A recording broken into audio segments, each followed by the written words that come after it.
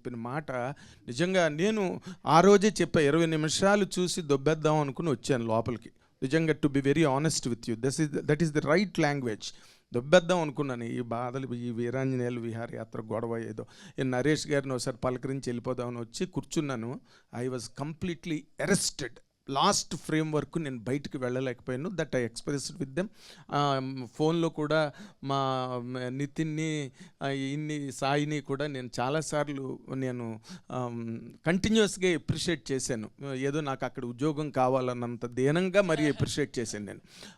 అయితే ఇక్కడ ఏంటంటే, రోబో సినిమాలో ఒక 100 మందో 200 మందో రజనీకాంత్ని చూపించాడు శంకర్ గారు. కానీ ఈనాడు ఇన్స్టిట్యూషన్లో దేవుడు ఎంతమంది రామోజీరావులను పెట్టాడో నాకు తెలియదు. మన ఆఫీసులోకి వెళ్తే ప్రతి వాళ్ళు రామోజీరావులకు కనిపిస్తారు మనకి. ఇక్కడ ఈ నిజంగా really to that great legend ఇంత యంగ్స్టర్స్ అయ్యండి such a great fabulous tribute మీరు ఇచ్చారే, వండర్ఫుల్. మీ కాళ్ళకి దండం పెట్టినా తప్పులేదు. I'm telling cinema lovers we are telling. Naresh గారి పెర్ఫార్మెన్స్ నిజంగా, ఆయన మామూలుగా కామెడీ క్యారెక్టర్లు, ఎంటర్టైన్మెంట్ క్యారెక్టర్స్ ద్వారా ఇండస్ట్రీలోకి వచ్చి ఏజ్ మారుతున్నప్పుడు ఒకవైపేమో ఎంటర్టైన్మెంట్ క్యారెక్టర్లు చేస్తున్నారు.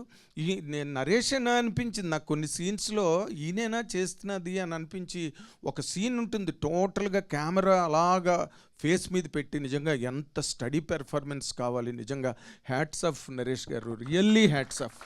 ఈ జనరేషన్ డైరెక్టర్స్కి మీలాంటి కంటెంట్ ఉన్న యాక్టర్ దొరకడం అన్నది వాళ్ళకి పెద్ద బౌంటీ. ఈ డైరెక్టర్లందరికీ కూడా they can experiment any character on Naresh గారని ఒక ఛాలెంజ్ని ఈ సినిమాలో ప్రతి ఫ్రేమ్లోని ప్రూవ్ చేసిన గొప్ప నటుడు నరేష్ గారని చెప్పుకునే వేదిక ఇది, చెప్పుకునే క్షణాలు ఇవి, చెప్పుకునే గొప్ప సందర్భం ఇది. ఈ సినిమాలో ఇప్పుడు సినిమా అయిపోయిన తర్వాత లోపలికి వస్తే నాకు ప్రతి వాళ్ళు ఒక హీరోలా కనిపించారు. వాళ్ళ క్రాఫ్ట్లో, వాళ్ళ యాంగిల్లో ఎంత గ్లామరస్గా ఉన్నారో వాళ్ళందరూ. నిజంగా వాళ్ళు ఎంత గొప్ప వర్క్ చేశారో. Really hats off. అంటే ఈ జనరేషన్ మేము రకరకాల